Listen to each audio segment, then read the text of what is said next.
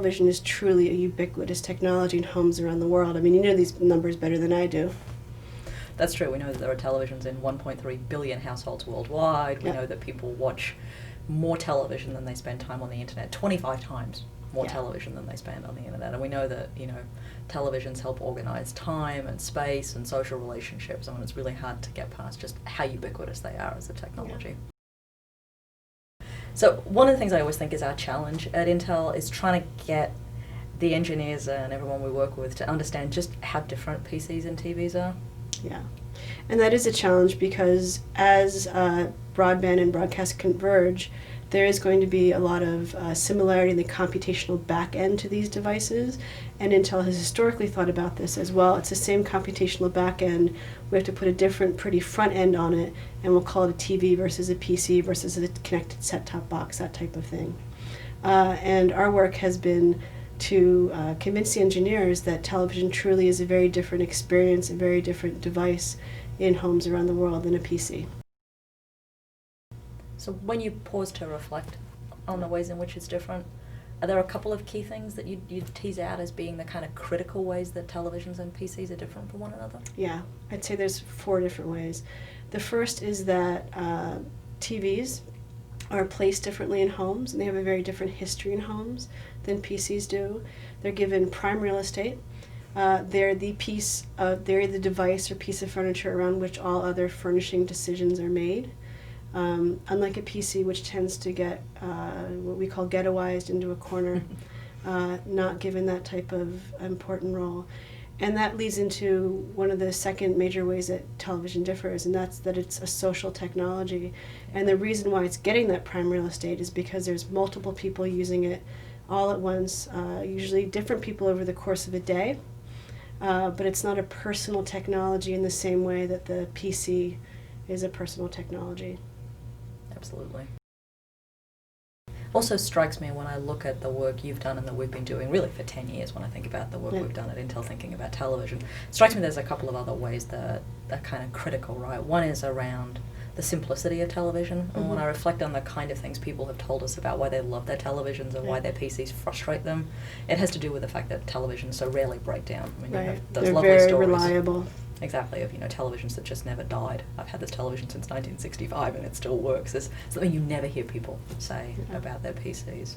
And it's simplicity and ease of use and reliability are really part of the story of television. When you're talking about ease of use, it makes me think that people talk about their televisions as just easy, that they're good for the 1-year-old, they're good for the great-grandparent in the household, that it doesn't take any special training to use a television in a way that people routinely tell me, like, well, I can't use the PC because I don't know how, haven't gone and gotten my internet driving license, which is something we used to hear a few years ago, or I just don't have the training to know how it works.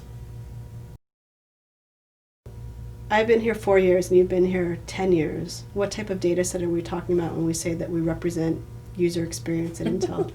Oh, it's a good question. So for 10 years we've been studying people in their homes around the world. We've probably spent time in about 700 homes in probably 30 different countries, always trying to get a sense of what makes people tick, what do they care about, what's important to them. We use a fairly wide set of research methods, mostly qualitative social science and design research, so really small scale, interpretive, spending time with people in their homes, sort of in the places that matter to them. When you do that, you can't help but end up having conversations about television. It's always right there in people's living rooms. It's got prime real estate. It's part of the conversations about their homes and their lives. Yeah, and it's not just in living rooms, right? We've seen them in kitchens, in dining rooms, living rooms, bedrooms, garages, bathrooms, basements, decks, caravans, cars, taxis. You really can't get away from them. And we also take some of that data and augment it with quantitative research. Absolutely. So we're trying to get at both what people are doing and how they're doing it, but also through the ethnographic work, why they're doing what they're doing and what they make of television, how television has meaning in their lives.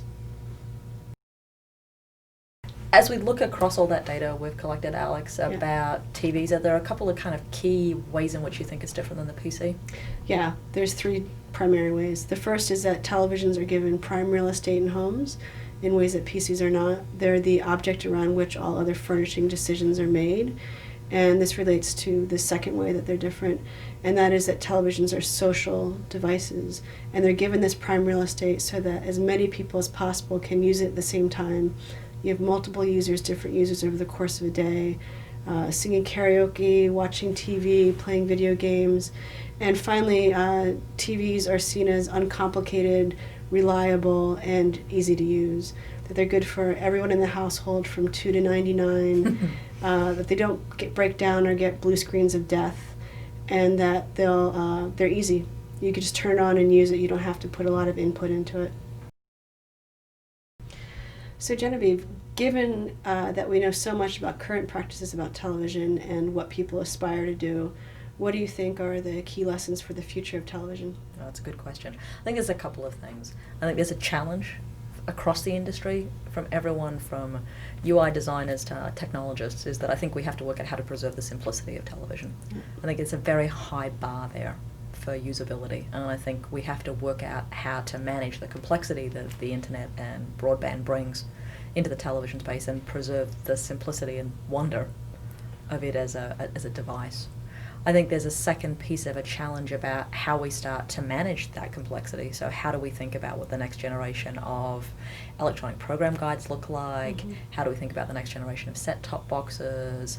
How do we create a space that lets television take its next evolution but respects its past? So Alex, when you think back on all the research you've been doing, is there any one family in particular that really stands out? As you know, I tend to come back from fieldwork and say they're all my new favorites. But one of my newest favorites is the Suda family outside of Tokyo.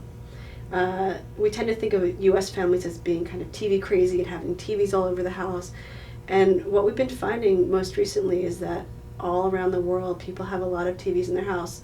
The Sudas have 5 televisions: living room, daughter's room, the bedroom that the family all shares. There's one in the attic, in the loft, and there is also one in the car. And these people constantly have their television on from the moment they get up in the morning. Mrs. Suda gets up at 5:30, does laundry and ironing and watches TV. She drives to work an hour and a half each way. And she watches TV on her GPS system, which she's managed to disconnect the safety on, which is actually quite common in Japan, we found out. So you can get broadcast television in your car. And she shot some great video for us of herself driving to work with school children on the side and people on bicycles, pretty much watching the road, but also watching the television. Wow. Yeah. And also a nice video of watching TV late at night and giving each other foot massages and very kind of cozy domestic scenes. Very sweet. Yeah. It makes us think a lot about what do we mean when we say interactive television. What's interactive television going to look like? What will it mean to interact with your TV, or will you, while you're driving your car or giving a foot massage or eating dinner or folding laundry? Yeah, it says interesting things about where it's all going. Yeah.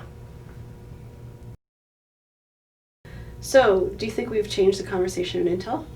Yeah, I do actually. I think it's one of the things we should all feel a little bit proud about, and I think it's one of the things that makes me really hopeful about both Intel and the industry, is I think we're at a point where we can actually move forward with a respect of television and a very clear understanding of what it is that people really love about it, but also create this wonderful opportunity for new innovation.